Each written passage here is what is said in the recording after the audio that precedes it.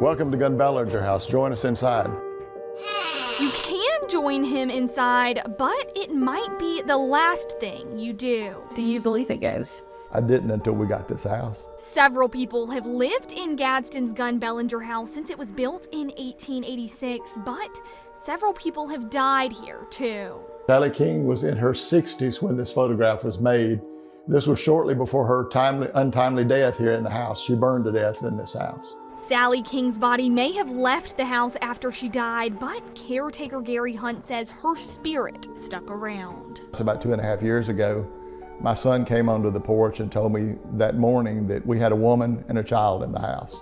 And I discredited and didn't believe him.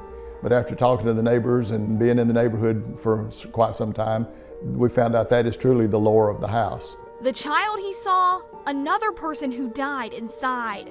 Sally's niece Florence, who passed away at just 15 months old. This is the room where everybody gets chills. This is the room everybody gets creeped out about. What may have been a nursery or the nanny's room, it's the spot for many of these spooky sightings. Those windows are the windows where we had a young man, he was 9 years old, came up onto the porch and told us that there was a woman waved to him from those windows. Sally and Florence aren't the house's only eternal inhabitants. The picture here is the only photograph we have of him. His name is William Clinton Bellinger. And after 8 months of marriage, this young man died at the house as well. But Sally's the spirit that makes sure everyone knows she exists. When Mr. Hunt leaves the Gunn-Bellenger house, he's hoping to get a good night's sleep, but that doesn't always happen. Often he's woken up several times a night by the police, his alarm company, or just someone saying that they believe that there's someone walking in this hallway, but when they get here, there's no one to be found. We got a call one morning at 6:30 telling us the house was on fire. And we came to the house. The fire department got here before I did and got inside. We came in and the firemen were here. The painting over the mantle had been ripped off the wall, was laying on the table, and the books off this mantle were laying on top of the painting.